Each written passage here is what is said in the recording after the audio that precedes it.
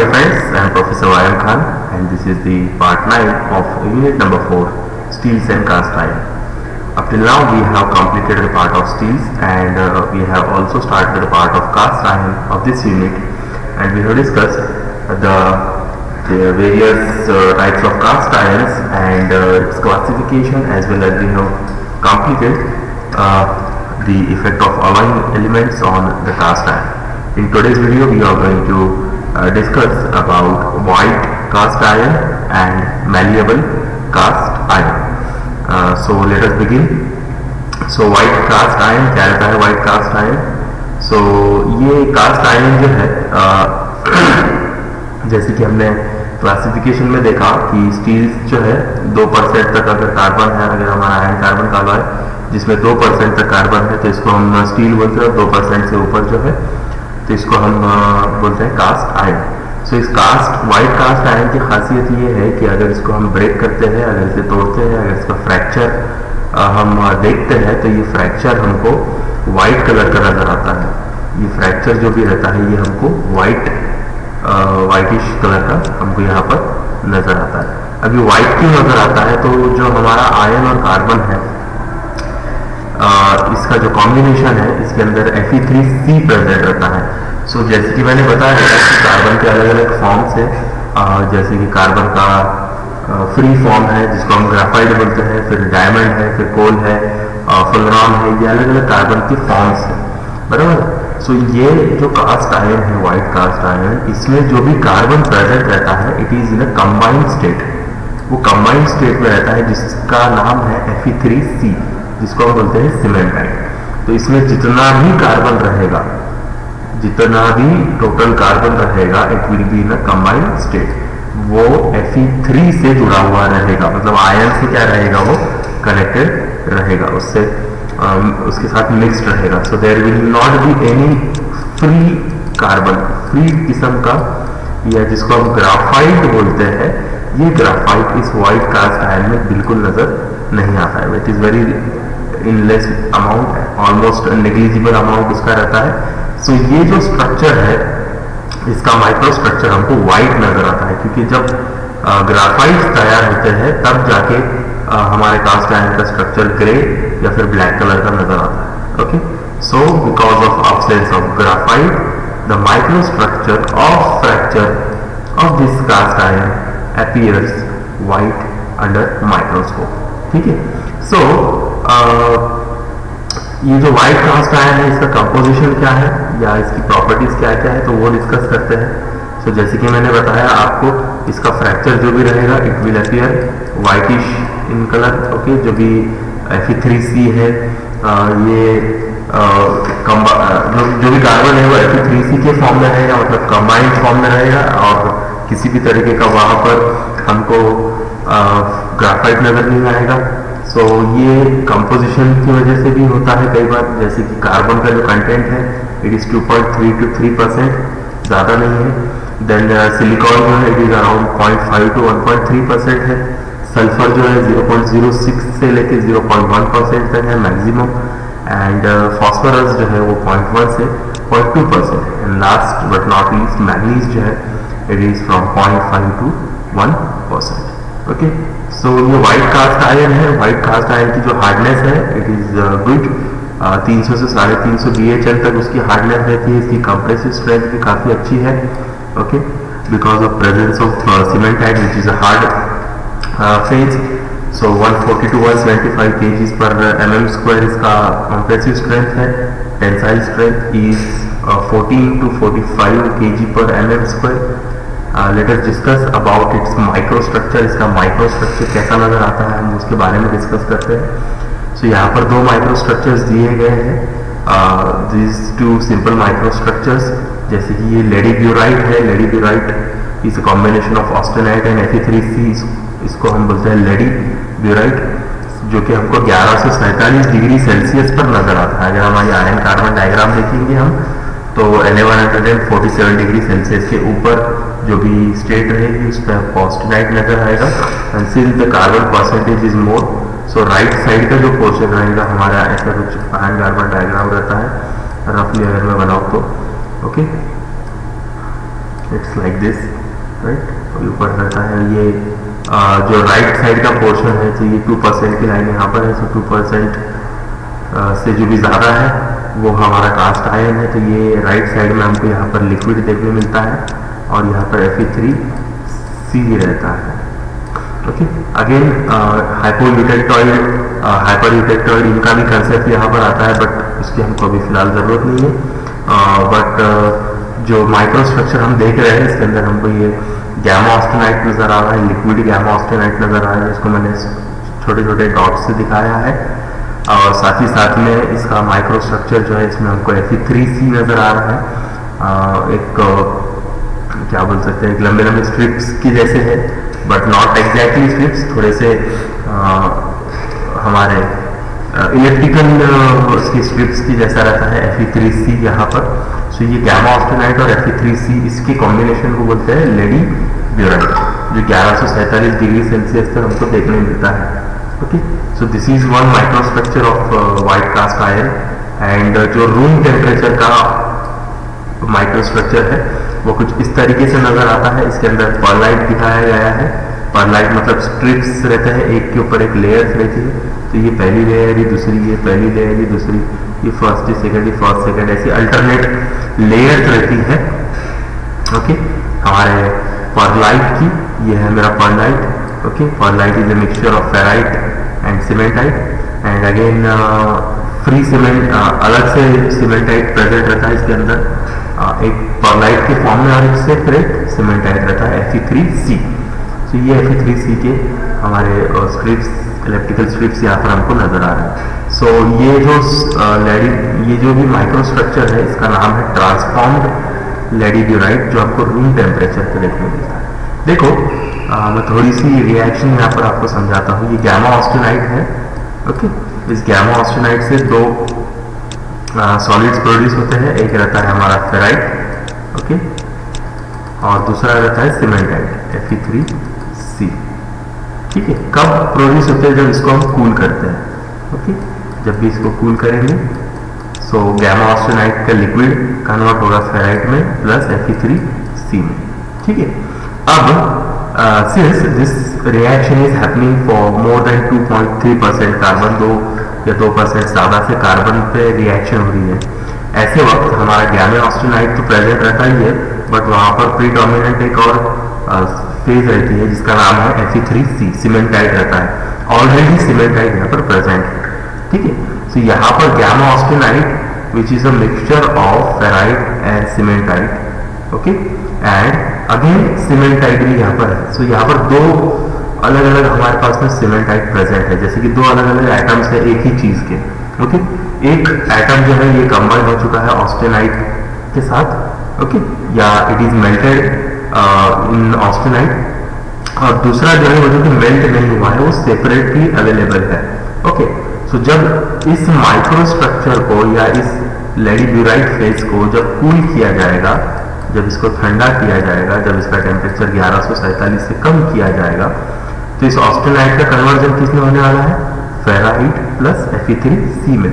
Okay, और ये Fe3C जो ऑलरेडी फ्री स्टेट में है, ऑलरेडी सेपरेट स्टेट में है, तो ये सेपरेट स्टेट वाला एज इट इज रहता है, और ये Fe3C और ये जो फेराइट बन रहा है वो उसका मिक्सचर तैयार होता है परलाइट। सो हमारे पास में दो अलग अलग सीमेंटाइट्स यहाँ पर देखने मिलते हैं, एक जो फ्री फॉर्म में है या जो सेपरेट है, it is not combined with ferrite, और दूसरा जो कि फेराइट के साथ कंबाइन हो चुका है which is in the form of strips, completely इसकी स्ट्रिप्स है, और इसके क्या है हमारे पास में इलेक्ट्रिकल बॉल्स बोल सकते हैं, स्ट्रिप्स बोल सकते हैं, या इरेगुलर शेप्स Fe3C के यहाँ पर देखने मिलते हैं। So this is the microstructure of white cast iron. इसके एप्लीकेशंस क्या क्या है? तो इसके लाइनर्स बनाए जाते हैं, सीमेंट मिक्सचर्स के, ड्राइंग डाइज बनाई जाती है, एक्सट्रूजन की नोजल्स बनती है, वियरिंग प्लेट्स बनती है, रोड रोलर के सरफेस बनते हैं। रोड रोलर आपने देखे होंगे, व्हाइटिश कलर के नजर आते हैं। ग्राइंडिंग बॉल्स बनते हैं इसके। So these are the applications of white cast iron.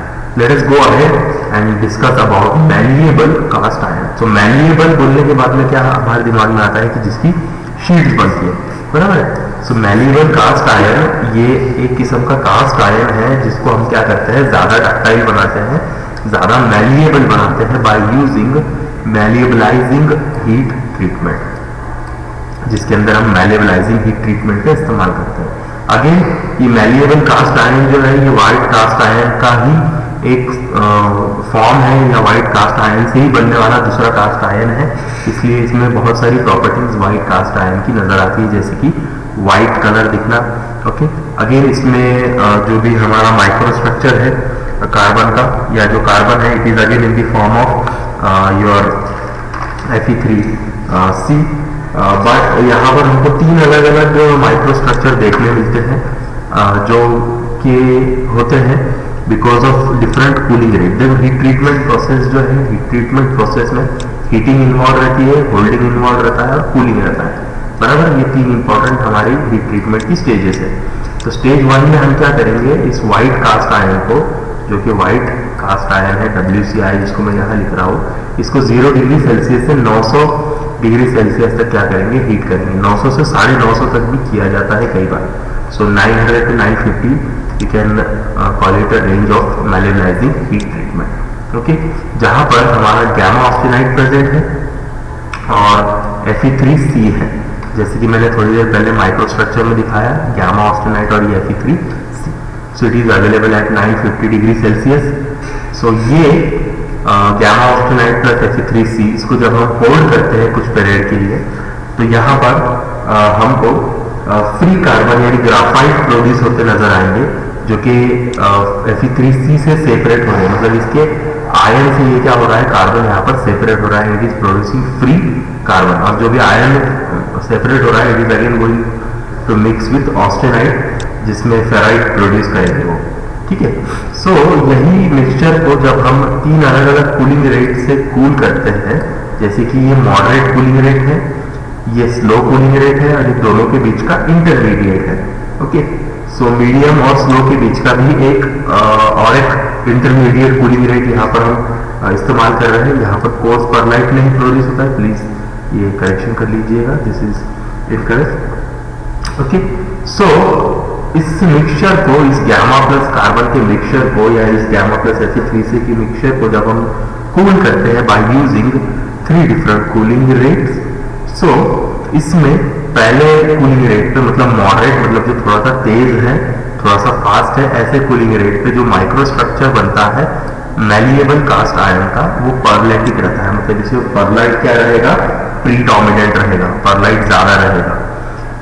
दूसरा जो कूलिंग रेट है, जो स्लो कूलिंग रेट है, ओके, इस स्लो कूलिंग रेट की वजह से हमारे पास में फेरेटिक, सॉरी यहाँ पर मिक्स हो गया है, ये मिक्सअप हो गया है थोड़ा सा, फेरेटिक हमारा जो कास्ट आयरन है वो देखने मिलेगा, फेरेटिक मैलिएबल कास्ट आयरन, जिसके अंदर क्या रहेगा, फेराइट जो रहेगा वो ज्यादा अमाउंट में प्रेजेंट रहेगा।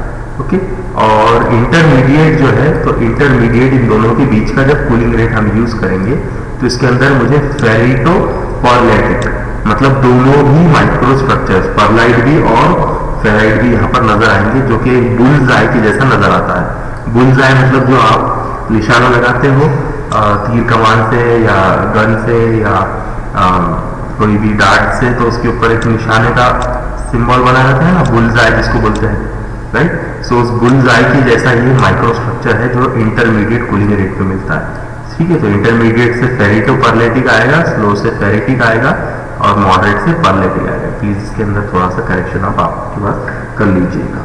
ठीक है, सो ये तीनों भी जो माइक्रो स्ट्रक्चर से कैसे नजर आता है वो तो हम देखेंगे, बट हम यहाँ की जो रिएक्शन है वो भी समझ लेते हैं। जब Fe3C इसको जब आप हीट करते हो तो इसमें से गामा ऑक्सीनाइड प्रोड्यूस होता है और फ्री कार्बन प्रोड्यूस होता है at above and 900 degree Celsius के ऊपर। ठीक है, माइक्रो स्ट्रक्चर कुछ इस तरीके से है, जो मॉडरेट कूलिंग रेट है, मतलब जो थोड़ा सा फास्ट है, उससे परलेटिक माइक्रो स्ट्रक्चर प्रोड्यूस हुआ है जिसके अंदर स्ट्रिप्स रहेंगे, ये स्ट्रिप्स नजर आ रही है। और यहाँ पर जो कार्बन है, देखिएगा मैलिएबल कास्ट आयरन में हमारा ग्राफाइटाइजेशन हो रहा है, थोड़ा सा ग्राफाइट प्रोड्यूस हो रहा है। सो ये ग्राफाइट टेम्पर फॉर्म में रहेगा। टेम्पर मतलब जिसका टेम्परिंग हो चुका है, जो सॉफ्ट है। ठीक है। सो ये कार्बाइड थोड़े से हमारे पास में ग्राफाइट्स जो है यहाँ पर प्रेजेंट रहेंगे। ओके, परलाइट के अंदर बॉल्स के जैसे रहेंगे, इलेक्ट्रिकल बॉल्स रहेंगे, कुछ इरेगुलर शेप में रहेंगे।